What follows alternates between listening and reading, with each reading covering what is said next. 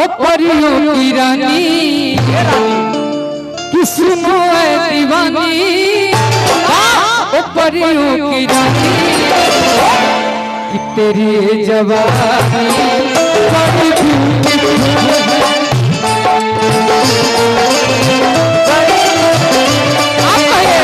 हमारा चंद्रा चमया ये गाना को तेरी दीवानी बड़ी ब्यूटीफुल है बड़ी ब्यूटीफुल है बड़ी ब्यूटीफुल पैसा तेरी दीवानी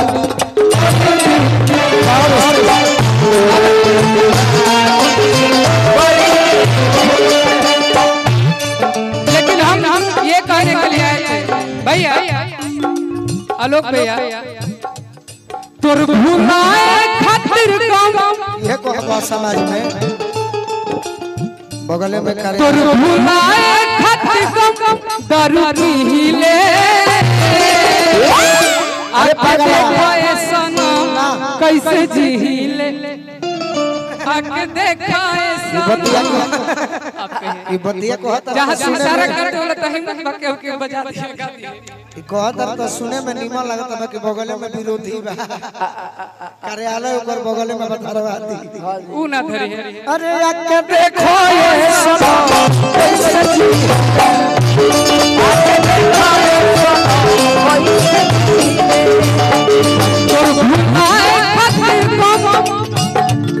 तोर भुलाए खातिर कम दारू पी ले आके देखो सनम आके देखो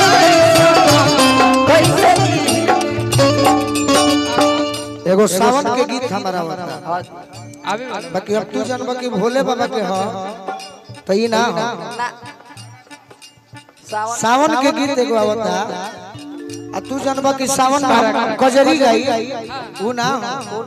सावन में मजा देखो कोना गीत पे आई तू अपना प्रेमिका के बारे में शिकायत करता रहा हमारा से आपसे फागुन में दिल देवर लेला चैत में भागा हमारे दिल देवर लेला चैत में भागा फागुन में दिल देवर लेला चैत में भाता एह सावन में मजा मारे हो नैहर के या एह सावन में और सुनो तार प्रेमिका के बारे में सुननी है कि नैहर घर जाता रही जाली नैहर गोरी राखी के बहाने ओही जे यारवा से खूबे कूद फाने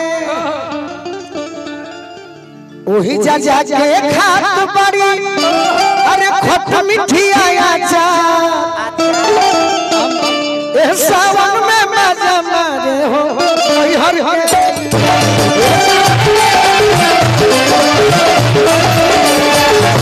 सावन में मजा मारे हो नैहर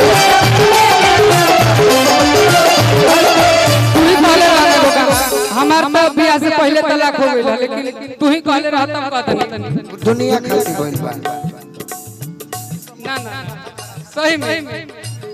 ये हो चुप हो बतारू चुप हो बतारू बोला काहे इतना हो पिया हो बाबा मिलल जाई आरा चाहे पटना हो पिया हो बाबा मिलल जाई आरा चाहे पटना हो पिया हो बाकी तू प्रेमिका संगे का करता हम देखत नहीं हां जी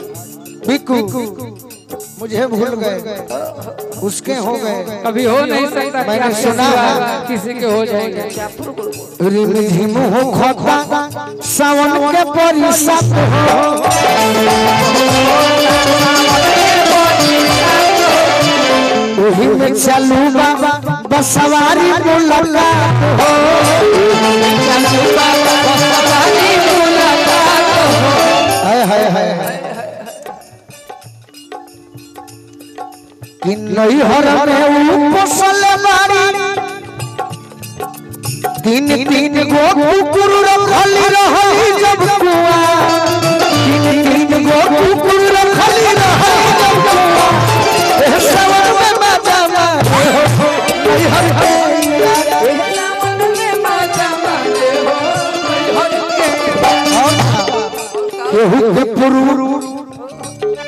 के पुरु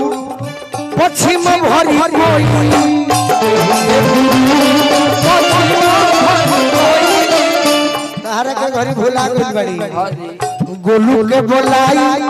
खूब करस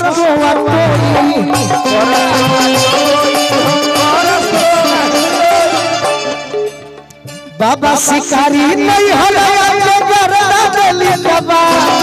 बाबा शिकारी नहीं हराया के गरदा देली बाबा